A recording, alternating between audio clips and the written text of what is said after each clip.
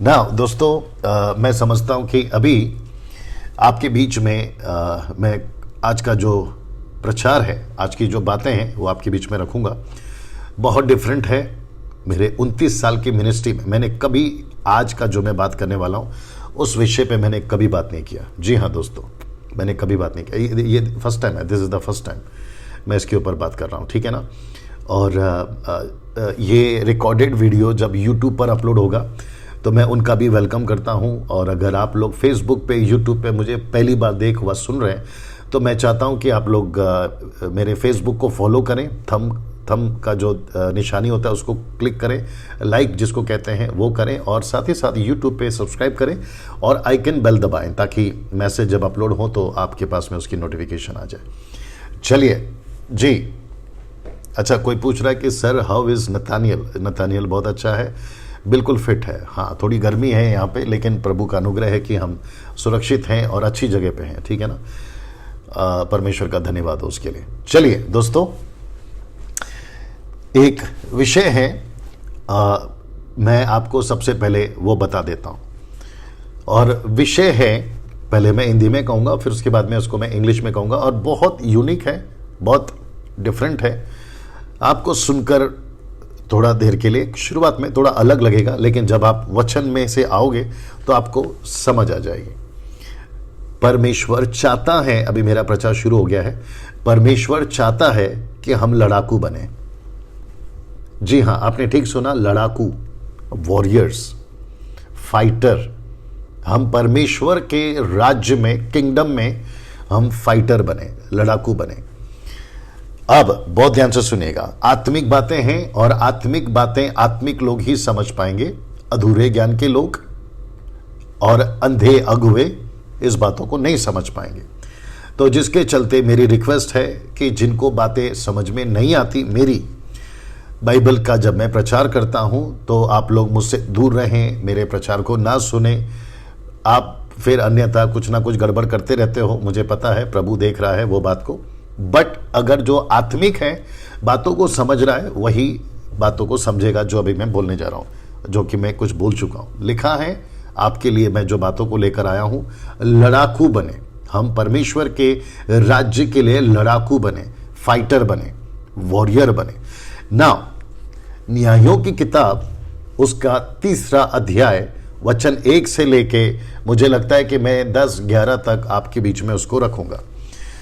तो फिर से कहता हूं, अगर कोई अभी जो लोग जुड़े हैं, आपने अभी तक वॉच पार्टी नहीं की है तो करें, शेयर करें। नीता सोलोमन जी, अगर आप जुड़ गई हैं तो लिंक को शेयर करके डाल दें ताकि एमएमबी के बाकी ग्रुप के लोग जो हैं वो आ जाएं। चलिए, या तो कोई नीता सोलोमन को जानता है तो उनको कॉल करके बता दें कि पास्टर डैनियल आपको ये बोल रहे हैं। ओके, वचन पढ़ रहा हूं। जो यूट्यूब के लोग हैं, आपको शायद अलग लग रहा होगा कि मैं बीच बीच में ये बातें क्यों कह रहा हूं, क्योंकि मैं इस वक्त में फेसबुक पे लाइव हूं, तो साथ ही साथ मुझे बाकी चीज़ों को भी टैकल करना पड़ता है, ठीक है ना। चलिए, अभी मैं आ रहा हूं, वचन पढ़ रहा हूं। न्यायों की किताब, उसका 3 अध्याय वचन 1 से मैं पढ़ रहा हूं। लिखा है कि इस्राएलियों में से जितने कनान में की लड़ाइयों में भागी ना हुए थे। बहुत शब्द को ध्यान दीजिएगा, लिखा है लड़ाइयों में भागी नहीं हुए थे, उन्हें परखने के लिए यहोवा ने इन जातियों को देश में इसलिए रहने दिया। कहां? इजरायलियों के बीच में, कि पीढ़ी पीढ़ी के इजरायलियों में से जो लड़ाई को पहले ना जानते थे वे सीखें। क्या लड़ाई? वो लड़ाई को सीखें और जान लें, अर्थात और जान ले, लड़ाई को सीखें और लड़ाई को जान ले। वचन 3 को मैं पढ़ूंगा, मैं रिपीट करता हूं, लड़ाई को सीखें और लड़ाई को जान ले। अब आप सोच के देखिए दोस्तों, परमेश्वर का दिमाग, परमेश्वर का आपके प्रति, मेरे प्रति आज भी और तब भी क्या सोच रखता है, वो क्या एक्सपेक्ट करता है। वो कहता है, मैं चाहता हूं कि तुम लड़ाकू बनो, तुम वॉरियर बनो, तुम फाइटर बनो। ओके, फिजिकल नहीं, स्पिरिचुअल, आत्मिक। परमेश्वर कहता है एक तो तुम सीखो और दूसरा तुम जानो। तो लड़ाई को सीखना है, लड़ाई को जानना है। और आपको पता होगा, इसको मैं भी कनेक्ट कर रहा हूं, पौलुस का एक स्टेटमेंट है इफिसियों की किताब उसका 10, 11, 12, 13, 18 तक अगर आप पढ़ोगे तो कहता है कि तुम परमेश्वर में बलवंत बनो।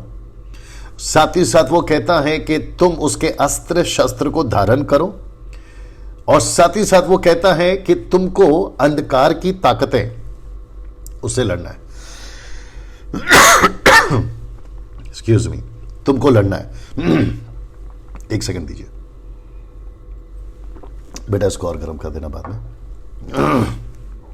ओके, तुम जानो अब ऐसा, एक्सक्यूज मी, क्योंकि मैं काफी प्रचार कर रहा हूं, या और गर्म कर देना नथानियल। एक्सक्यूज मी, एक सेकंड दीजिए, इसको और गर्म करो।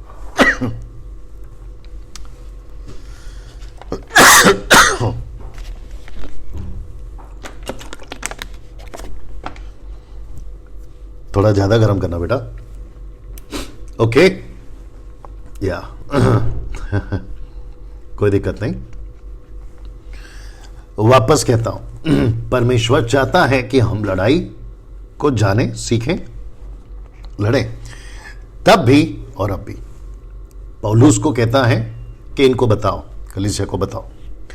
इफिसुस की कलीसिया, एक्सक्यूज मी, ठीक हो जाएगा थोड़ी देर में। इफिसुस की कलीसिया, जिसको परमेश्वर कहता है, सिखाता है, अंधकार की ताकतों से तुम्हारी लड़ाई है। मैं आपको बताऊं, आज का जो जनरेशन है, क्योंकि अभी यहां पे जनरेशन है, मैं वापस आपको पढ़ देता हूं। पीढ़ी पीढ़ी कहां पर है? वचन 2 में लिखा है कि पीढ़ी पीढ़ी के इजरायलियों में से जो लड़ाई को पहले ना जानते थे वे सीखें। पीढ़ी पीढ़ी, तो ये जो पीढ़ी है ना, जब मैं इसको इंग्लिश में पढ़ रहा था तो ट्रांसलेशन आया जनरेशंस, प्लूरल फॉर्म है, नॉट सिंगुलर। मैं समझता हूं कि कुछ डेकेड से, 20-30 सालों से मसीहत आत्मिक लड़ाई लड़ना भूल गई है। बहुत गजब का प्रचार कर रहा हूं आज, बहुत इंपॉर्टेंट, बहुत रेलेवेंट बातें आज आपके बीच में दे रहा हूं मैं। तो वापस कहता हूं कि जो समझ गया वो समझ गया, नहीं तो गई भैंस पानी में। ठीक है ना? अब आपको मुझको समझना होगा कि पीढ़ी से पीढ़ी तक, थैंक यू, या थैंक यू, पीढ़ी से पीढ़ी तक मसीहत लड़ाई लड़ना भूल गई है, लड़ना भूल गई। और साथ ही साथ एक अलग कॉन्सेप्ट चल रहा है साहब, और वो कॉन्सेप्ट क्या है मैं आपको बता देता हूं। एक सेकंड दीजिए, थोड़ा पी लेता हूं। एक कॉन्सेप्ट चल रहा है साहब, वो कॉन्सेप्ट क्या है पता है? सब मिलके रहो, सब एक रहो, भाईचारा से रहो, सबको अच्छा बोलो, सबके साथ अच्छा चलो। बट क्योंकि बात लड़ाई की हो रही है, वॉरियर की हो रही है, तो एक लीडर, एक प्रभु का दास, एक बाइबल प्रीचर, टीचर, प्रीचर, जो भी आप बोले, उसको कैसा होना चाहिए? लड़ाकू, फाइटर। मैं रिपीट करता हूं, लड़ाकू इंग्लिश वर्ड है फाइटर, लड़ने वाला, ठीक है ना? उसको होना चाहिए। और साथ ही साथ जो एक लीडर होता है, एक लड़ाकू होता है, जो पास्टर होता है, जिसका सोच और जिसकी मेंटालिटी मसीह के राज्य में, आत्मिक रिलम में, आत्मिक दुनिया में, वो एक फाइटर होता है, तो उसका जीवन भी वैसा ही होता है। और साथ ही साथ वो चर्च को भी यही सिखाता है, चर्च को भी यही सिखाता है।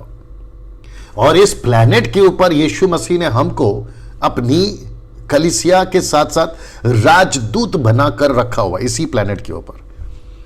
तो मसीहत वो नहीं है जो आज परोसी जा रही है, क्रिश्चियनिटी वो नहीं है जो आज पेश की जा रही है।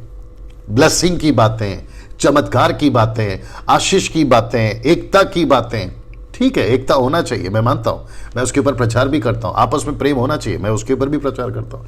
लेकिन अब जब मैं इसके डेप्थ में जाऊंगा तो आपको पता चल जाएगा मेरा कॉन्सेप्ट और परमेश्वर आपसे और मुझसे क्या चाहता है, ठीक है ना? तो एक जो कॉन्सेप्ट चल रहा है आजकल कि मिलके रहो, मिलके रहो, तो मैं आपके लिए एक वचन पढ़ देता हूं, मत्ती की किताब, उसका 10वां अध्याय, वचन 34, मैथ्यू 10:34। देखो क्या लिखा है। आज मुझे किसी ने व्हाट्सएप करके भी बोला था कि मत्ती 10:34 क्या कहता है, तो लीजिए आपके लिए जवाब आ गया।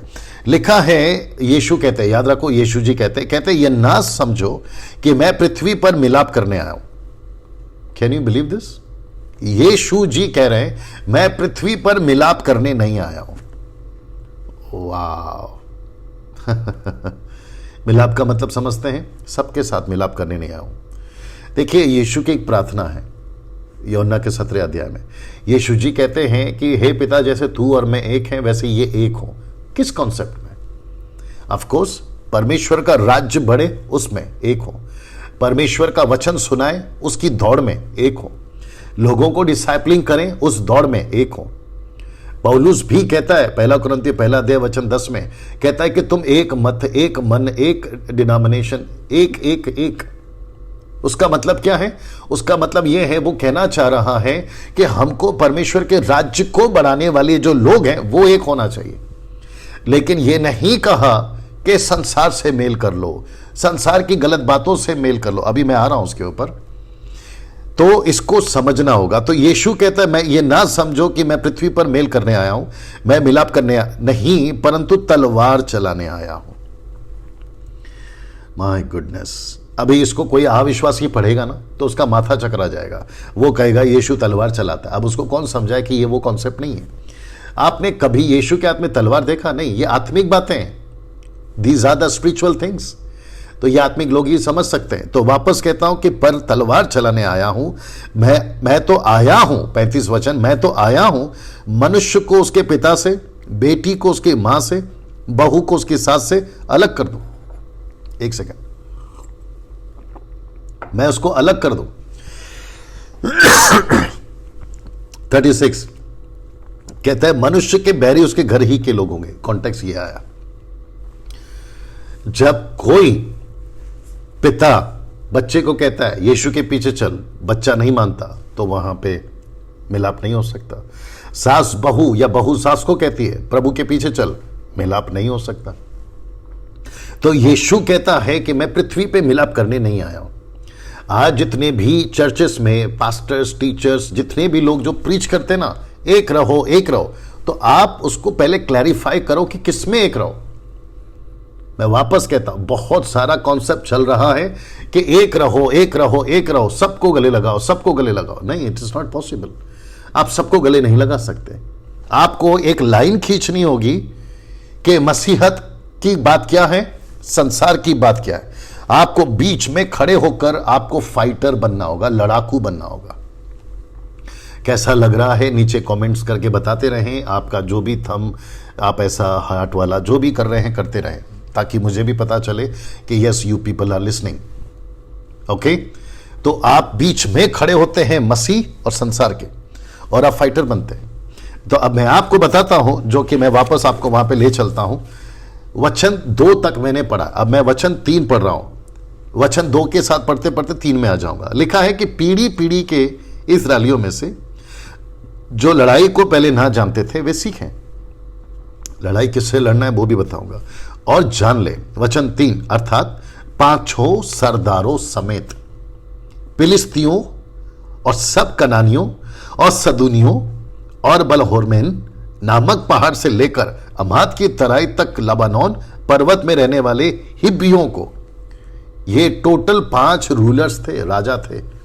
इनके बीच में परमेश्वर ने इस्राएलियों की वो पीढ़ी को रखा, बहुत ध्यान से सुनिए, जो लड़ाई लड़ना भूल गई थी। वो लड़ाई लड़ना भूल गए थे। उनको पता ही नहीं चल रहा था कि हम करें क्या, हम करें क्या। और जिसके चलते परमेश्वर न्यायों की पुस्तक में उनको यह कहता है कि तुमको मैंने जानबूझ कर रखा है कि तुम लड़ो। मूसा से शुरू किया था, यहोशू तक लेकर आया था। जोशुआ, यहोशू, उसको कहा था कि प्रतिज्ञा के देश में तुम्हें पहुंचाना है। लेकिन आप जानते हैं कि कंप्लीट जो लोग हैं उसको वो नहीं जीत पाए, सबको नहीं जीत पाए। और जिसके बाद में एक ऐसी पीढ़ी रह गई जो लड़ना भूल गई। अब आप सोच के देखिए, आज इसका कनेक्शन कहां पर है? आप किसके बीच में? आज पूरे दुनिया के बीच में। आप मसीहत को परमेश्वर ने कहां पे रखा है? दुनिया के बीच में रखा है, दुनिया में रखा है। कलीसिया को कहां पे रखा है? दुनिया में रखा है। और प्रभु कहता है कि मैं चाहता हूं कि जब तुम दुनिया में जी रहे हो तो तुम फाइटर बनो, लड़ाकू बनो। जितने अभी मुझे देख रहे हैं 100-200 के आसपास में, आप जितने भी देख रहे हैं, मैं आप सभी को कहना चाहता हूं, जो फेसबुक पे अभी देख रहे हैं, यूट्यूब पे जब ये अपलोड होगा वो अलग बात है, आप सबको, अगर आप सच्चे मसीह हैं, ट्रू फॉलोवर्स हैं जीसस के, आपको फाइटर बनना होगा। किससे फाइटर बनना होगा? आइए देखते क्या लिखा है। वचन 4 में पढ़ने जा रहा हूं। लिखा है, ये इसलिए रहने पाए, कौन? ये 5 रूलर्स इजरायलियों के बीच में, ये इसलिए रहने पाए, इसका मतलब है कि गॉड ने अलाउ किया कि तुम 5 राजाओं को मैं नहीं मारूंगा इजरायलियों के द्वारा, यहोशू के द्वारा नहीं मारूंगा, मैं तुमको जिंदा रखूंगा, तुम्हारे लोगों को जिंदा रखूंगा, सबको जिंदा रखूंगा। लिखा है कि वे इसलिए रहने पाए, उनके द्वारा इजरायलियों की इस बात में परीक्षा हो। सीधे परीक्षा हो। आज भी परमेश्वर आपको रखता है आपके सोसाइटी में, ताकि आपकी परीक्षा हो कि आप फाइटर बने या नहीं बने। आपके स्कूल, आपके कॉलेज में, आपके रिलेटिव्स में, आपके गांव में, आपका पंचायत में, गांव का जो पंचायत होता है उसमें आपको पर्पसली रखा गया है, रखा जा रहा है, ताकि आप फाइटर बने, आप उनको भी बता सकें, खुद को भी बचा सकें और यीशु की गवाही भी रख सकें। लिखा है, परीक्षा हो कि जो आज्ञाएं यहोवा ने मूसा के द्वारा उनके पूर्वजों को दी थी, उन्हें वे मानेंगे या ना मानेंगे। परीक्षा, टेस्ट है उनका। तो ये ऐसी पीढ़ी है जो भूल गई है लड़ना, और जिसको मैंने ये शब्द को पकड़ा, और मैं आज भी कहता हूं कि आज की जो पीढ़ी है ना, आज की जो मसीहत है, प्रॉस्पेरिटी टाइप की जो भीड़ है, मसीहत है, मोटिवेशनल भीड़ है, मसीहत है, ब्लेसिंग और मिरेकल की टाइप की जो मसीहत है, वो लड़ना भूल गई है। क्यों भूल गई है? क्योंकि उनको प्रचार करने के लिए उनको मिला ही नहीं है, और ऐसे प्रचारक उनके बीच में रहे ही नहीं, 10% छोड़ के रहे ही नहीं, जो उनको सिखा सके कि आपको लड़ना है। अब वचन 5 मैं आपके लिए पढ़ रहा हूं, तो आपके दिमाग में एक पिक्चर बनाइए या चित्र बना लीजिए कि इजरायली 5 प्रकार के जातियों के बीच में है, 5 प्रकार के राजाओं के बीच में है, उनके साथ वो रहते हैं, उनका आना जाना, उठना बैठना, खाना पीना, फेस्टिवल जो भी उनका है, वो सब कुछ उनके बीच में चल रहा है। उनके अपने रिचुअल्स हैं, उनके अपने फेस्टिवल्स हैं, उनके अपने कल्चर हैं, उनका अपना धर्म है, उनका अपना देवी देवता है। ये सबके बीच में इजरायली रह रही है। अब परमेश्वर ऐसे वेट कर रहा है, ऐसे वेट कर रहा है कि ओके लेट्स सी, देखते क्या होता है। आज भी तो यही है, आज भी परमेश्वर ने हमको ऐसी जातियों के बीच में रखा है, ऐसे लोगों के बीच में रखा है, जहां परमेश्वर अब देख रहा है कि ओके कौन है जो सही है, कौन है जो ठीक से चलेगा, कौन है जो सकरे रास्ते में चलेगा ना। वचन 5 लिखा है, इसीलिए इजरायली कनानियों, हित्तियों, अमोरियों, पिरिजियों, हिब्बियों और यबूसियों के बीच में बस गए। मैं रिपीट करता हूं कि इजरायली कनानियों, हित्तियों, एमोरियों, परिजियों, हिब्बियों, यबूसियों के बीच में बस गए। ये उनके साथ बसने लगे, उनके शहर, उनका गांव, जो भी आप बोलो, उनके बीच में रहने लगे। बट वचन 6 क्या कहता है देखिए, लिखा है कि तब, बीच में गैप आ गया, लेखक ने पूरा डिटेल नहीं लिखा है, गैप आ गया अभी। कहता है कि तब वे उनकी बेटियां विवाह में लेने लगे। किसकी? ये 5 राजाओं की बेटियों को, उनके लोगों की, उनके जो समाज के लोग हैं उनकी बेटियों को लेने लगे, और अपनी बेटियां उनके बेटों को विवाह में देने लगे। अब आपको कुछ समझ में आ रहा है? बहुत ध्यान से सुनिएगा फेसबुक और यूट्यूब वालों, ये लोग क्या कर रहे हैं? इजरायली लोग ये ऐसा कर रहे हैं कि परमेश्वर ने कहा कि तुम इनके साथ रहो ताकि तुम लड़ना सीखो। जब तुम्हारे घर में विजिटिंग कार्ड आए, मैरिज कार्ड आए, पार्टी का फंक्शन का टिकट आए, या फिर तुमको बुलाया जाए कि आओ आज हमारा सो एंड सो कुछ काम है, आज हमारा पूजा है, अलाना फलाना सब है, आओ और हमारे साथ में शिरकत करो। एक सेकेंड बेटा, थोड़ा और गर्म कर सकता है प्लीज? ठीक है ना? शिरकत करो, आओ बैठो, एंजॉय करो। अगर हम दारू पी रहे हैं तो आप भी पियो। अगर हम नशा कर रहे हैं तो आप भी करो, अगर हम बलिदान चढ़ा रहे बच्चों का तो आप भी चढ़ाओ, अगर हम मूर्तियों के आगे दंडवत कर रहे हैं तो आप भी करो। अब आप सोच के देखिए, लिखा है कि बेटियां विवाह पे देने और लेने लगे। यहां तक ठीक है, हालांकि ये भी गलती है, बट इनके हिसाब से यहां तक ठीक है, चलो तुमने बेटी दे दी, बेटी ले ली। बट जानते हो आगे क्या लिखा है? जब कोई अविश्वासी लड़की 5 जातियों की इस्राएलियों में आ गई तो लड़की के साथ साथ वो दुष्ट आत्माएं भी लेकर आई, शैतान का कार्य भी लेकर आए। लिखा है और उनके देवताओं की भी उपासना करने लगे। अविश्वासी लड़का लड़की, विश्वासी लड़का लड़की से शादी नहीं कर सकता, यह सीधी बात है। अब मैं आपको बताता हूं क्यों। क्योंकि या तो लड़का या तो लड़की अगर अविश्वासी से आप कर लेते हो, वो आपके साथ रहेगी, सब कुछ करेगी, जो भी होता है फैमिली में सब कुछ होगा, लेकिन वो अपने, लूसीफर है ना, ये काम लूसीफर का है, वो उसको तैयार करेगा आपको उसके ट्रैक में लाने के लिए। और आपका प्रार्थना का जीवन कमजोर, आपका बाइबल का जीवन कमजोर, सब कुछ कमजोर, और आप आ जाओगे उसके अंदर। और यही तो हुआ यहां पे।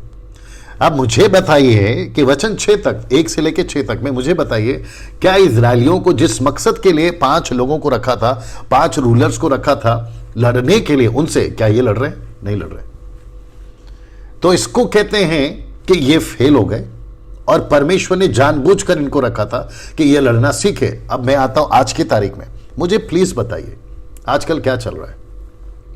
आजकल ऐसा चल रहा है 90% चर्चेस में, प्रीचिंग में, आप सबके साथ मिलके रहो, सबको साथ में रखो, सबके साथ में अच्छे से रहो, बी गुड, उसको भी गुड कहो, तुम भी गुड रहो, है ना, सबके साथ अच्छे से रहो। ये वाला कॉन्सेप्ट चल रहा है। जबकि मैंने मत्ती 10:34 आपको पढ़ा दिया। यीशु कहता है मैं पृथ्वी पर मेल मिलाप करने आया ही नहीं, मैं तो आया हूं तलवार चलाने। आत्मिक बात है, यानी कि वचन जब आता है उसको वचन को तलवार कहते हैं, ठीक है ना। अब अधूरे ज्ञान के लोग इसका अलग मतलब ना निकाले, हाँ, जो निकालता है उसको कुछ नहीं कर सकते। Got it? तो वापस कहता हूं, इजरायली लड़ना नहीं सीखे। आज भी बहुत सारे लोग लड़ना नहीं सीख रहे और वो मिंगल हो रहे, मतलब मिल जा रहे हैं। अरे आपका स्वागत है, आप मेरे यहां पे आओ, मैं आपके यहां पर आऊंगा। अभी मैं आपको बता भी चुका हूं कुछ महीनों से, और मैं अभी फिर बता देता हूं कि यहां से 5 से 10 साल इंतजार करिए।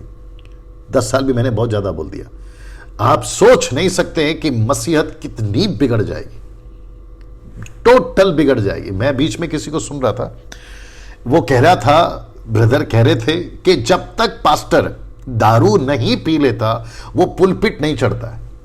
अब आप सोच के देखिए, कहां का है, कौन है, नहीं बताऊंगा, लेकिन ये परिस्थिति है। और जो लोग देख रहे हैं ना, आप भी जानते हैं, और जो मेरे अगेंस्ट में वो भी जानते हैं कि मैं सही बात कर रहा हूं। जब तक दारू नहीं पी लेते हैं वो पुलपिट नहीं चढ़ते हैं। अब आप सोच के देखिए, क्या सीखेंगे आज का युग? लड़ना सीखेंगे? बिल्कुल नहीं, बिल्कुल नहीं सीखेंगे। तो मैं फिर कहता हूं, मेरा आज का जो टॉपिक है ना, कि आज की पीढ़ी, आज की मसीह पीढ़ी फाइटर बनना चाहिए, लड़ाकू बनना चाहिए। आपको लड़ना सीखना होगा। अब बात करते हैं, कुछ हुआ। वचन 7 को पढ़ने जा रहा हूं। लिखा है कि इस प्रकार इस्राएलियों ने यहोवा की दृष्टि में बुरा किया। अब जरा सुनिएगा, और अपने परमेश्वर यहोवा को भूलकर बाल नामक देवताओं और अशेरा नामक देवियों की उपासना करने लगे। देवताओं और देवियों की। Can you believe this? मैं इसके ऊपर फिर कभी बात करूंगा, फीमेल और मेल क्यों है, मैं बताऊंगा आपको, ठीक है ना। करने लगे। वचन 8, तब यहोवा का क्रोध इस्राएलियों पर भड़का। मेरा एक प्रश्न है आप लोगों से, मुझे आप लोग जैसा ठीक समझे लिख के बताना है बता दीजिए, या खुद को बता लीजिए, ठीक है ना। मेरा एक प्रश्न है, परमेश्वर का गुस्सा किस पर आया? कि उन्होंने देवी देवताओं की आराधना की इसलिए गुस्सा आ रहा है? उन्होंने अपनी बेटी बेटियों को लेन देन किया इसलिए गुस्सा आ रहा है? या फिर वो लड़ाकू नहीं बने इस पर गुस्सा आ रहा है? या सही जवाब, लड़ाकू नहीं बने, फाइटर नहीं बने। अगर फाइटर बनते तो पहला इनविटेशन आया होगा ना किसी का, कि आपकी बेटी दे दो हमारे बेटे को, हमारा बेटा ले लो आपकी बेटी के लिए। उसी पल वो फाइटर बनते और वो रोक देते। अब जरा ध्यान से सुनिएगा, आज भी परमेश्वर का गुस्सा है ऊपर बैठे प्रभु का। वो बैठा बैठा देख रहा है सेवकों को, वो बैठा बैठा देख रहा है कलीसिया को, वो बैठा बैठा देख रहा है झुंड को, यीशु के लोगों को वो देख रहा है। और वो देख रहा है कि ये लोग फाइटर क्यों नहीं बन रहे। और परमेश्वर का गुस्सा अब सोच के देखिए, अगर आ गया आपके ऊपर, आप अंदाजा नहीं लगा सकते। बहुत ध्यान से सुनना, पहली बार ये लाइन बोलने जा रहा हूं, आगे इसके ऊपर मैं बात भी करूंगा। परमेश्वर आपको नरक में डाल के भूल जाएगा। बाप रे, आपने नहीं सुना तो मैं फिर बोल दूं, परमेश्वर आपको नरक में डाल के भूल जाएगा। दूसरे शब्दों में, परमेश्वर का गुस्सा इतना भयंकर है जिसको पौलुस वर्णन कर चुका है। इब्रानियों 10 का 29-30 से आगे तक पढ़ोगे, वो आपको पता चल गया। जीवते परमेश्वर के हाथ में पढ़ना भयानक बात है। ये सारी बातें आप पढ़ चुके हैं। परमेश्वर का गुस्सा इस लेवल पर है, अगर उसने आपको, वो आपके ऊपर उसका क्रोध आ गया, वो आपको नरक डाल के भूल जाएगा। पास्टर डैनियल, कोई प्रूफ है आपके पास? अभी दे रहा हूं, एक सेकेंड, मैं आपको अभी दे रहा हूं। आपको पता है मत्ती 7 का 21, 22, 23 में क्या हुआ है? लिखा है वहां, उन दिनों में बहुत से लोग आएंगे जो हे प्रभु बोलेंगे। फिर वचन 22 में कहता है कि उन दिनों में ऐसे लोग भी आएंगे जो कहेंगे तेरे नाम से दुष्टात्मा निकला, आश्चर्य कर्म किया, भविष्यवाणी की, 3 कैटेगरी में। तब एक लाइन प्रभु बोलता है, या जो कमेंट्स कर रहे करते जाएं, तब एक प्रभु बात करता है, कहता है मैं तुझे जानता नहीं हूं। यह शब्द क्या है? इंग्लिश में कहता है आई नेवर न्यू यू। ये मतलब क्या है इसका? मैं तुझे जानता नहीं हूं का मतलब क्या है? मैं आपको बताता हूं। परमेश्वर का नेचर एक ऐसा है, वो जितना प्यार करता है ना, जिस लेवल पे प्यार करता है ना, कि उसने अपना बेटा दे दिया। रोमियो 8 का 31-32, उसने अपना बेटा तक दे दिया, ऐसा लिखा है। अब आप सोचो, अगर वो प्यार करता है, वो बेटा दे सकता है, अगर वो नफरत करेगा तो सोचो उसका लेवल क्या है नफरत का। तो यहां पे परमेश्वर का क्रोध, वचन 8 कहता है परमेश्वर का क्रोध इस्राएलियों पर भड़का। क्या किया देखो, इस्राएलियों पर भड़का और उसने उनको अरमन हरेम, या इसका क्या कहते हैं, अर्थात है मसोपोटामिया, एक शहर का नाम है, कि राजा कुशून ऋषि हाताम के अधीन कर दिया। और कितने साल तक, मैं वो भी बताऊंगा। इसलिए इजरायली 8 वर्ष तक कुशून ऋषि हाताम के अधीन रहे। कितने साल तक? 8 साल तक। कौन? इजरायली। आप नहीं समझे ना अभी तक? जिसकी बेटी से अभी शादी हुई है उसको 8 साल के लिए जेल में डाल दिया। जिसने बेटे से शादी कराई उसको भी 8 साल के लिए जेल में डाल दिया। क्यों? क्योंकि परमेश्वर ने इन राजाओं को इतना कठोर बना दिया। आपको याद है ना मिस्र के राजा के साथ क्या किया था? परमेश्वर उसके मन को कभी कठोर बनाता था तो कभी दयालु बनाता था। याद आ गया? यह परमेश्वर है। और लिखा है इफिसियों का 2 का 1 में, जो आज्ञा नहीं मानते उसमें वो भटका देने वाली आत्मा भेजता है। दूसरा थिस्सलुनीके 2 वचन 7-8 में लिखा है कि भटका देने वाली आत्मा से लोगों को सत्य से दूर रखेगा। यह है परमेश्वर, यह है परमेश्वर। तो यहां पे ये जो कुश राजा है, इसको इतना कठोर बना दिया कि 8 साल की गुलामी में डाल दिया। 8 साल की गुलामी में। Can you believe this? और आज भी तो यही हो रहा है। अच्छा, कुछ लोग कहते हैं कि मेरा पास्टर प्रार्थना करता है, कुछ नहीं होता, इसलिए मैं दूसरे पास्टर के पास जाऊंगा। फिर बीच में कहते हैं कि मैं ऐसी जगह पे जाऊंगा जहां पे जो लोग हैं ना 25,000, 10,000, 15,000 लेते लेइंग हैंड्स करवाने का, मैं उनके पास जाऊंगा। मेरे भाई, आप कहीं पे भी चले जाओ, अगर ऊपर बैठा सुप्रीम जहां से सब सप्लाई आता है, अगर वही तुम पर भड़का हुआ है, उसका क्रोध तुम्हारे ऊपर है, तो फिर आपको आशीष आएगी कहां से? हां, सिवाय लूसीफर के वो आ सकती है। तो इसका मतलब क्या हुआ? आज बहुत सारे लोग प्रभु के साथ ठीक नहीं है। वो प्रार्थना करवाते हैं, बस उनको प्रार्थना से मतलब, उनको ऐसा लगता है कि ये कोई अल्लाह दीन का चिराग है जिसको घसने के बाद में हमारी इच्छा पूरी हो जाती है। उसके बाद में हम जो भी करें, खाएं पिए, नशा करें, पाप करें, सिगरेट पिए ना, व्यभिचार का जीवन जिए, उनको ऐसा लगता है कि कोई फर्क नहीं पड़ने वाला है, हम जैसे हैं वैसे जीते रहेंगे। अब आप सोच के देखिए, अगर ऐसा रहा, और ये लोग जो प्रार्थना करते हैं ना, लेइंग हैंड्स वाले, पैसे के चक्कर में, भीड़ के चक्कर में, नाम के चक्कर में, इनकी तो खूब पिटाई होने वाली है न्याय के दिन। ये तो पक्की बात है, ठीक है ना। मैं आपको ये भी बता दूं कि उल्लू मत बनो, मत फंसो, ठीक है ना। वो तो बच गए मुंबई वाले। अभी मेरा जो इशारा है ना, बस उतना समझ जाए, वो तो बच गए अभी मुंबई वाले, मुंबई वाले बच गए नहीं तो बेड़ा गर्क, बेड़ा गर्क। और फंसेंगे और बिगड़ेंगे। तो इस लाइन को मैं वापस पढ़ रहा हूं, लिखा है 8 वर्ष तक कुशुन रिशआताइम के अधीन कर दिया।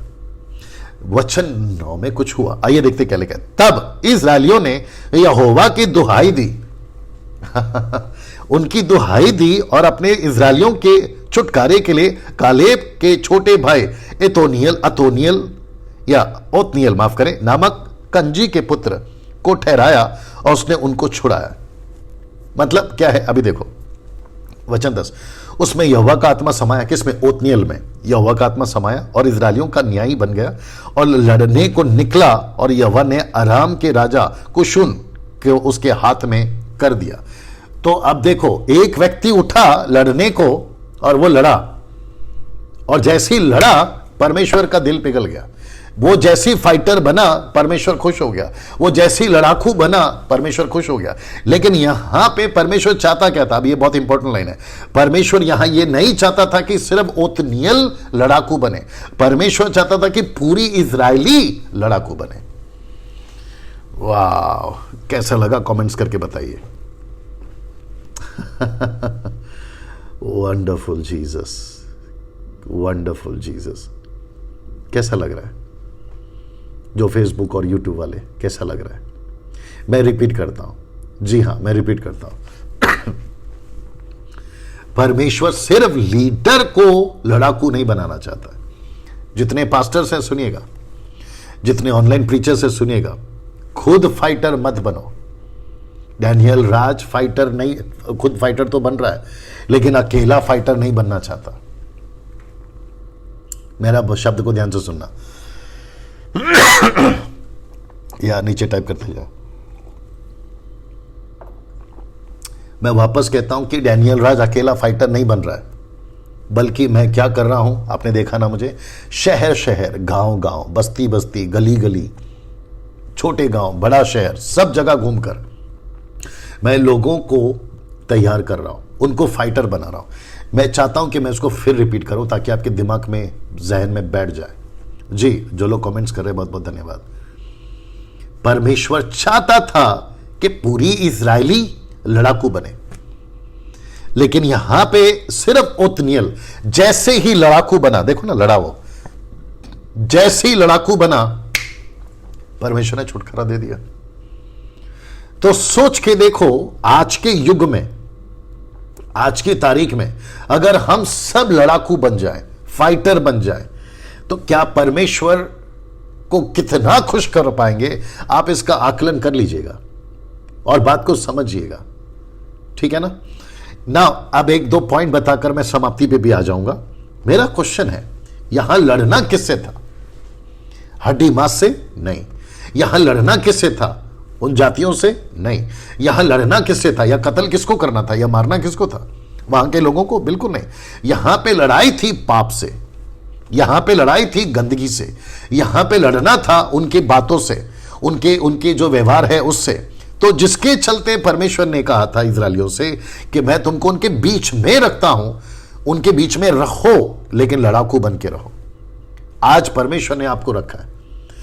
देखिए, आप जब अपना मसीह जीवन जी रहे होते हैं ना, कहीं पे भी, भारत के किसी भी स्टेट में आप जब अपना मसीह जीवन जी रहे होते हैं ना, तो आपको लड़ाकू बन के जीना है।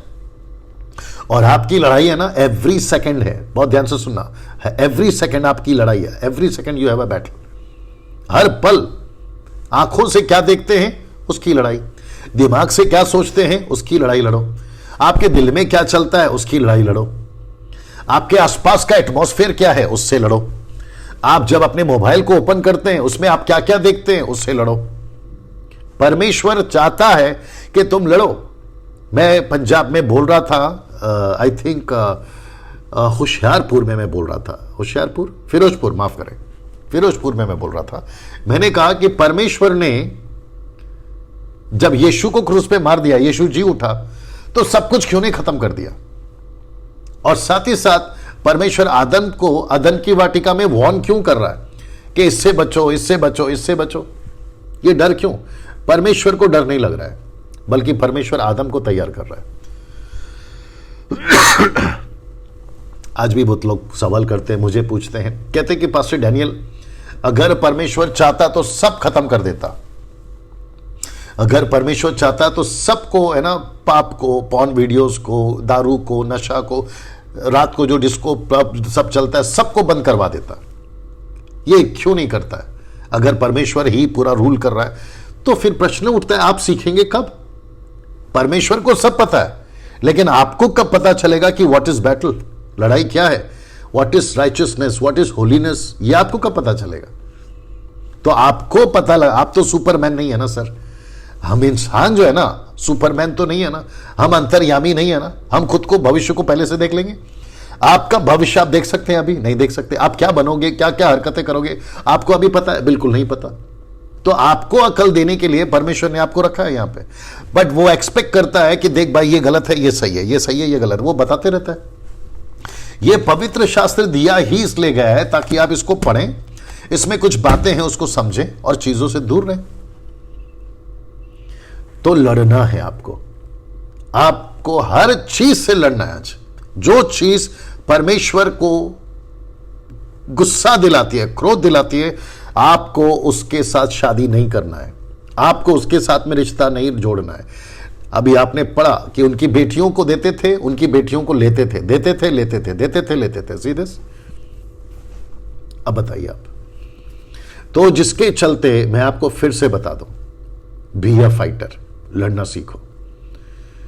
आज का मेरा मैसेज जब आप सुन रहे हैं, यहां पे आपको ऐसी मजबूती से लड़ाकू बनाए, फाइटर बनाए, ताकि आप परमेश्वर के लिए जब तक जिंदा हैं एक फाइटर के रूप में आप जीते रहे। मेरे दिमाग में और एक चीज आ गई है, मैं चाहता हूं कि मैं आपको उसको भी बता दूं, फिर उसके बाद में हम खत्म करेंगे। 1 कुरिन्थियों 9:27 पढ़ लेते हैं। 1 कुरिन्थियों 9:27, या एक सेकंड दीजिए प्लीज। 1 कुरिन्थियों 9:27 ना लिखा है, पौलुस कहता है, याद रखिए, कहता है, परंतु मैं अपनी देह को मारता, कूटता, वश में लाता, और ऐसा ना हो कि औरों को प्रचार करके मैं आप ही किसी रीति से निकम्मा ठहरूं। पौलुस खुद को मारता था। What is this? लड़ाई। लड़ाई। मैं सबको कहता हूं, क्या आज आप लड़ाकू हैं? क्या आज आप फाइटर हैं? ये कहता है मैं खुद के शरीर को मारता। और आपको पता है दूसरा तिमोथी क्या कहता है? दूसरा तिमोथी उसका 4:7 कहता है, दूसरा तिमोथी 4:7 कहता है, कहां गया?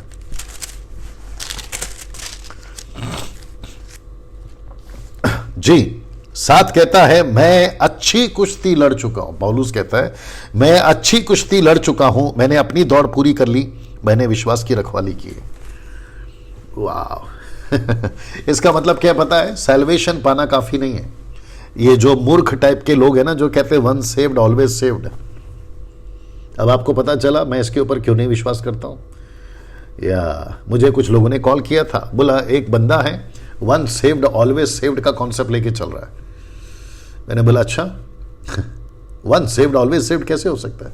आप उद्धार पाते हैं, ये परमेश्वर का अनुग्रह है, लेकिन उसके अनुग्रह के उद्धार को संभालने का काम तो आपका है ना। आपको उसने रास्ता दिखा दिया, चलना तो आपका काम है ना। अगर ऐसा नहीं होता तो यीशु ये क्यों कहता कि चौड़े रास्ते से मत चलो, सकरे रास्ते से चलो? जब आप ही सैल्वेशन दे रहे हैं तो आप ही चला लीजिए ना हमको। ऐसा नहीं होता ना सर। पौलुस कहता है मैंने लड़ा है। मैं आप सभी को कहता हूं लड़ो। मैं जानता हूं कि कई यूथ लोग हैं आज, यूथ ही क्यों, सभी के सभी 8 से 80 साल तक सब के सब, आपको नहीं पता है भयंकर तरीके से पाप फैला हुआ है आज, भयंकर तरीके से, बड़े गंदे तरीके से व्यभिचार आज पूरे दुनिया के अंदर छाया हुआ है। आप सोच नहीं सकते इतना भयंकर पाप है आज, इतना भयंकर पाप है आज। मैं सबको कहना चाहता हूं, बी अ फाइटर, लड़ो। आपके घर में हो कोई चीज गलत है, लड़ो, खुद से लड़ो, वो चीजों से लड़ो और सबको बताओ ये गलत है। उनके साथ में मेल मिलाप मत कर लेना। अब आपको समझ में आया यीशु ने क्यों कहा कि मैं मेल मिलाप के लिए नहीं आया। या आजकल ये कॉन्सेप्ट चल रहा है सबके साथ रहो, सबके साथ अच्छे से रहो। नहीं, ये बाइबल का टीचिंग नहीं है, ये बाइबल का टीचिंग नहीं है। और एक देना पड़ेगा क्या? पवित्र आत्मा को पृथ्वी पर क्यों भेजा पता है? या इसको पढ़ लेते हैं प्लीज। पवित्र आत्मा को पृथ्वी पर क्यों भेजा पता है? यूहन्ना की किताब उसका 16 का वचन 8 देखिए क्या लिखा है जी। वचन 8 कहता है, ओके 9 से पढ़ते हैं, नहीं काम करते 8 ही से पढ़ते। वह आकर, यानी कि पवित्र आत्मा आकर, वह आकर संसार को पाप, धार्मिकता, न्याय के विषय में निरुत्तर करेगा। पाप के विषय में इसलिए कि वे मुझ पर विश्वास नहीं करते, धार्मिकता के विषय में इसलिए कि वे पिता की पास जाता हूं, मैं जाता हूं और तुम मुझे फिर ना देखोगे। तो 8, 9, 10 मैंने 3 वचन पढ़ा। पवित्र आत्मा को भेजा भी इसलिए गया कि निरुत्तर करे, कन्विक्ट करे। और क्या लिखा है कि तुम प्रार्थना करना नहीं जानते। रोमियो 8 का 26, अगर आपको याद होगा, नहीं पढ़वाता हूं, आप जानते हैं। तुम प्रार्थना करना नहीं जानते। और पौलुस कहता है इफिसियों का 6वां अध्याय वचन 13, 14, 15, 16, 17, 18 में, वो कहता है कि आत्मा में प्रार्थना करो। इसका मतलब क्या है? पवित्र आत्मा आपको वॉरियर बनाता है, पवित्र आत्मा आपको फाइटर बनाता है। तुम जो प्रार्थना करते हो ना कि प्रभु मुझे दूध पिला दो, प्रभु मुझे बिस्किट खिला दो, नहीं, ऐसी प्रार्थना वो नहीं सिखाएगा आपको। वो आपको फाइटर की प्रार्थना सिखाएगा। या पवित्र आत्मा को पता है ऊपर क्या चल रहा है, आकाश में, अंधकार की दुनिया में क्या चल रहा है, तो वो आपको फाइटर बनाएगा। वो आपको सिखाएगा कि तुम्हारे शब्द कैसे होने चाहिए। मैं थोड़ा सा अपसेट हूं, मैं थोड़ा सा गुस्से में भी हूं, बहुत बुरा लग रहा है आजकल, आज की मसीहत को देखकर। और जो मसीह मंथन के लोग हैं वो बात को मेरी समझेंगे। अभी मुझे नहीं पता कि क्या हो गया है पास्टरों को आजकल, क्या हो गया इन प्रीचरों को। बाइबल को प्रीच क्यों नहीं कर रहे ये लोग?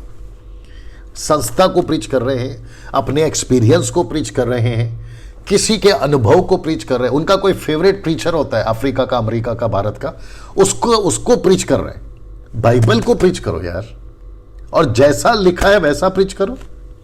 क्या दिक्कत है? हम प्रीचर बने हैं, पास्टर, लीडर जो भी बने हैं, चर्च को तैयार करने के लिए। यही तो 5-fold मिनिस्ट्री है, इफिशियन चैप्टर 4 वर्स 11। फिर 12 और 13 कहता है ताकि हम गलत शिक्षाओं से, विंड डॉक्ट्रिन से बचें। विंड डॉक्ट्रिन से बचें। क्या करो? मैं वापस कहता हूं, फाइटर बनो, फाइटर बनो, लड़ाकू बनो, लड़ो। अगर अभी आप कहीं पे गिर गए हैं, अभी सुनते सुनते, और आपको पता है कि आपका जीवन ठीक नहीं है, आप लड़ नहीं पाए, दारू की बोतल आई, आप नहीं लड़ पाए, किसी ने आपको सिगरेट लाकर दिया, भाई एक सिप, क्या कहते हैं, एक बार सिगरेट फूंक लो, आप लड़ नहीं पाए। आपको किसी ने कहा कि तंबाकू दे रहा, थोड़ा खा लो, तुम तो पहला खाते थे, आप नहीं लड़ पाए। आपको किसी ने गलत वीडियो भेजी, बोला यार मजेदार वीडियो है, गलत टाइप का, पता है ना आपको, हाँ पॉर्न टाइप, इसको देख लो मजा आएगा, तो आप नहीं लड़ पाए। आपको किसी ने पैसे का लालच दिया और कहा कि यार कोई नहीं होता, कुछ नहीं होता, चोरी कर लो, लालच कर लो, XYZ, किसी को नहीं पता चलेगा, बॉस को, बिसको, और आप फंस गए, आप नहीं लड़ पाए। आपके चर्च के अंदर आप एक वर्शिप लीडर है, और वर्शिप लीडर का जो ग्रुप होता है, वर्शिप की जो टीम होती है, उसमें या तो कोई लड़की या तो कोई लड़का आपको प्रपोज की, या आपको उसने आई लव यू बोला, या आपको उसने कहा कि है ना आप बहुत अच्छा गाते हैं ना, लेट्स टुगेदर, हम साथ में रहेंगे, लेकिन वहां पे आप लड़ नहीं पाए और आप वहां पे गिर गए। कोई पास्टर, आपको कोई लेडीज ने अप्रोच किया, आपको प्रपोज किया, आपको गलत तरीके से अप्रोच किया, आप लड़ नहीं पाए। अब आप सोच के देखिए, अगर आप आज नहीं लड़ोगे, परमेश्वर का गुस्सा आएगा और वो आपको भूल जाएगा, आपको नरक डाल के भूल जाएगा। Can you believe this? Horrible है, ये हॉरिबल। वहां कितनी भी चीखें लगा लो, मुझे बचाओ, नरक में जल रहा हूं, मुझे बचाओ, no chance to come out from that place, no chance. तो मेरी आप लोगों से हाथ जोड़ के विनती है साहब, बचो, फाइटर बनो, लड़ाकू बनो, और अभी से लड़ना सीखो।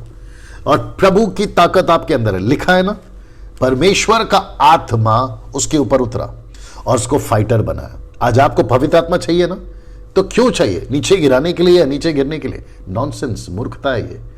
जो नीचे गिराते हैं पागलपंती है ये। बचो, परमेश्वर का गुस्से से बचो।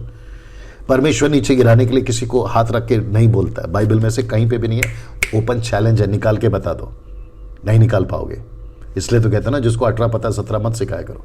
या घमंड की बात नहीं है, नॉलेज की बात है, अकल की बात है। तो वापस कहता हूं, पवित्र आत्मा मिलना है ना, मिला है ऑलरेडी, वो बात अलग है, लेकिन मिला क्यों है? To make you fighter. Fighter बनो यार, लड़ो ना। और ये जो दुनिया है ना, आपको आसानी से जीने नहीं देगी। यही तो लिखा है ना, जो भक्ति का जीवन जीते हैं, second Timothy chapter 3 verse 12 I guess. आपको भक्ति का जो जीवन आप जीना चाहोगे ना, ये जीने नहीं देगी आपको। सो आपको फाइटर बनना है। बहुत सारा कनेक्शन दे सकता हूं मैं आपको। पतरस कहता है कि गरजने वाला सिंह की नाई उस ताक में रहता है। क्यों? ताकि तुम फाइटर बनो, उससे लड़ो। हमारी लड़ाई इंसानों से नहीं है, हमारी लड़ाई अंधकार की ताकत है। या thank you Jyoti full, your anger is genuine. या बिल्कुल सही बात है, थैंक यू फॉर अंडरस्टैंडिंग। वाह, कैसा लग रहा है दोस्तों? और यही वजह है, बहुत ध्यान से सुनना मसीह मंथन के लोगों, और जितने मुझे सुनते हैं, 335 के आसपास लोग लाइव देख रहे हैं अभी, और जो यूट्यूब पे अपलोड वीडियो होगा उसको देखेंगे, तो मैं सबको कहना चाहता हूं, मैं इसीलिए शहर शहर घूम रहा हूं। अभी सुविधा है, मेरी गाड़ी को लेकर, मेरी टीम को लेकर हम शहर शहर घूमने वाले हैं, गली गली घूमने वाले। आपको बताया था मैंने, जैसे ही सब कुछ ठीक हो जाएगा मैं सड़क पे आ जाऊंगा। और मैं आ गया, देख लीजिए। मैं सड़क पे मतलब मसीह के मिनिस्ट्री के लिए, हाँ, नहीं तो कुछ लोग अलग समझेंगे। मैं दिल्ली को कवर कर रहा हूं, मैं पंजाब को कवर कर रहा हूं, मैं वेस्ट बंगाल को कवर कर रहा हूं, मैं गुजरात को कवर कर रहा हूं, मैं गोवा को कवर कर रहा हूं, महाराष्ट्र को कवर कर रहा हूं, और क्या है, बिहार को, उत्तर प्रदेश को कवर कर रहा हूं, और क्या है, झारखंड को कवर कर रहा हूं, उड़ीसा को कवर कर रहा हूं, नेपाल को कवर करूंगा आगे जाके। नेपाल में मेरा एक मीटिंग है अभी, वहां पर रोशन पास्टर बोलकर हैं, जिनका चर्च मसीह मंथन के दायरे में काम कर रहा है, ठीक है ना। उसके बाद में मैं इस तरफ आऊंगा, कर्नाटका, आंध्र प्रदेश, तमिलनाडु, मैं यहां पर भी कवर करूंगा। और मैं जब तक जिंदा हूं, जब तक मेरे अंदर ताकत है, जान है, मैं खुद फाइटर बनूंगा, और मैं सबको फाइटर बनाऊंगा, सबको लड़ाकू बनाऊंगा, ताकि जब हम सब मसीह के सामने खड़े हों तो बुज़दिल और सुस्त की तरह ना जाएं, या उसकी तरह ना पड़े रहें। मुझे बहुत बुरा लगता है जब कोई विश्वासी 10-10 साल का, 5-5 साल का, 3-3 साल का प्रार्थना की भीख मांगता हुआ नजर आता है। पास्टर जी प्रार्थना कर दो, सर दुख रहा है, पास्टर जी प्रार्थना कर दो, ये प्रॉब्लम है। बड़ा तकलीफ होता है ये देखते हुए। मेरा प्रश्न है, आप खुद क्यों नहीं लड़ रहे हो? पास्टर जी घर में बहुत दिक्कत है, तो लड़ो ना। मेरे घर में पति ठीक नहीं है, पत्नी ठीक नहीं, तो लड़ो, बैठो प्रभु के सामने, करो प्रार्थना। आपको लाइसेंस मिला हुआ है सर यीशु से प्रार्थना करने का। रोमियो 8:14, मैं ज्यादा लंबा नहीं खींचना चाहता हूं, बट अभी क्योंकि प्रभु का आत्मा बात कर रहा तो बताना जरूरी है। लिखा है कि तुमको हे अब्बा और हे पिता बुलाने का हक उसने दिया है, तो जाओ ना, डायरेक्ट आपका एक्सेस है। मुझ जैसे सेवक को, मुझसे अलग जैसे सेवकों को आप जाकर क्यों कहते हो कि प्रार्थना कर दो, प्रार्थना कर दो? बहुत कुछ है साहब दिमाग में, अभी मैं क्या करूं समझ में नहीं आ रहा है, बहुत कुछ आ रहा है दिमाग में। यीशु को देखो, उसके पद चिन्ह पर चलो। यीशु कभी कमजोर नहीं पड़ा, यीशु कभी बुज़दिल नहीं हुआ, यीशु कभी सुस्त नहीं पड़ा। और उसके बाद जो पवित्र आत्मा उतरा पेंतिकोस्त के दिन, उसके बाद का जीवनों को देख लीजिए, चेलों का कैसा रहा, पतरस का, यूहन्ना का, याकूब का, फिलिप का, नथानियल का, क्या कहते हैं, सैमसन का, इन सब का जीवन आप देख लीजिए। एक, माफ करना, एक लड़ाकू की तरह उनका जीवन था कि नहीं, बताइए आप लोग। अद्भुत तरीके से जीवन जिया। हम इनके लाइफस्टाइल को क्यों नहीं कॉपी कर रहे हैं? हम दूसरों के लाइफस्टाइल को कॉपी कर रहे हैं, जो हाथ रखकर नीचे गिरा रहा है। हम उसको बाबा बना दे रहे हैं, उसको पापा बना दे रहे हैं, उसको अपोस्तल, उसको अरे मेरा अपोस्तल है, मेरा प्रॉफिट है, अरे मेरा पास्टर सो एंड सो है। अरे भाई, लड़ाकू बनो। मुझे कोई दिक्कत नहीं है अगर आपका सो कॉल्ड आदमी लड़ाकू है, और वो भी साउंड डॉक्ट्रिन के साथ, तो आप कर लो उसको फॉलो, या फिर जो भी सीखना सीख लो, लेकिन लड़ाकू तो बनो। या चलिए दोस्तों, मैं यहाँ पे समाप्त कर रहा हूँ, और मैं समझता हूँ कि आपको बहुत सारी बातें आज सीखने को मिली हैं। इसको खूब शेयर करिएगा, जहाँ तक कर सकते हैं इसको खूब शेयर करिएगा। या don't need any mediator. Wonderful wonderful. Ajit Yadav, very nice बेटा, वेरी गुड, जो भी आप हैं। ओके, मैं आज यहाँ हूँ पंजाब में, कल यहाँ के लोगों के साथ में, कुछ लोगों के साथ में, सबके साथ नहीं, पहला प्लान था सबके साथ, लेकिन अभी कुछ लोगों के साथ यहाँ पे एक मीटिंग है। उसके बाद मैं ट्यूसडे को मुंबई वापस चला जाऊँगा, और वेडनेसडे को मैं वापस निकलूँगा पूना के लिए। तो जितने मसीह मंथन के लोग हैं, आप जहाँ जहाँ से हैं, मसीहत को बढ़ाते जाएं। कलीसियाओं की स्थापना करते जाएं, सेल ग्रुप स्टार्ट करें, अगर जो एमएमबी के लीडर्स कोऑर्डिनेटर्स हैं सेल ग्रुप स्टार्ट करें, और जितनी तादाद में हो सके एमएमबी के जितने व्हाट्सएप ग्रुप्स हैं स्टेट के हिसाब से उसमें लोगों को ऐड करवाएं। ये जी हाँ, ऐड करवाएं। अगर आपको प्रभु के इस प्लेटफॉर्म से, मसीह मंथन के प्लेटफॉर्म से आपको सेवा करना है, यू मोस्ट वेलकम। लेकिन डॉक्ट्रिन को ध्यान रखें, अन्य भाषा, नीचे गिराना, ताइद को लेना, ऐसे सारी बातों को हम नहीं मानते, बाइबल के मुताबिक नहीं है वो, इसलिए कह रहा हूँ। जिनके जो मानते हैं उनको अलग, अभी कुछ नहीं कर सकते, उनका टाइम लगेगा, बट आपको अगर करना है, यू मोस्ट वेलकम। आइए, यूथ को मैं वेलकम करता हूँ, आइए और जुड़िए हमारे साथ प्रभु का काम को बढ़ाने के लिए। डैनियल राज का मकसद एक ही है, प्रभु का राज्य बढ़े, दैट्स इट, दूसरा कुछ नहीं, ठीक है ना। ये जो चेहरा है ये मसीह मंथन का चेहरा नहीं है, आप लोग उसके चेहरे हैं, आपको काम करना है, ठीक है ना। और साथ ही साथ जो मंथली सपोर्टर्स हैं, मैं वापस कहना चाहता हूँ, आपको मैं बता चुका हूं, man power, God power, money power बहुत ज़रूरी है। और आज की तारीख में जिस स्पीड से हम काम कर रहे हैं, हम सबको मिलकर परमेश्वर के राज्य में ये बात को करना होगा। हम सबको अपना सब कुछ एफर्ट देना होगा, सब कुछ करना होगा, तब जाकर हम जो है आज की पीढ़ी को बचा पाएंगे, आज की पीढ़ी को फाइटर बना पाएंगे। तो किसी पे कोई प्रेशर, ज़बरदस्ती, जोर, लालच, डर नहीं है जैसे बाकी लोग करते हैं, बिल्कुल नहीं। आपका जो भी योगदान आता है, एफर्ट आप जो भी देते हैं, वो सिर्फ और सिर्फ परमेश्वर के राज्य के काम के लिए इस्तेमाल होता है। चलिए दोस्तों, विदा लेना चाहूँगा। आशा करता हूँ कि ये वीडियो, ये प्रचार आपको बहुत कुछ सिखाया होगा। आखिर में फिर कहूँगा, लड़ाकू बनो, बी अ फाइटर। ओके, चलिए, थैंक यू, जय मसीह, गॉड ब्लेस यू, अपना ख्याल रखें।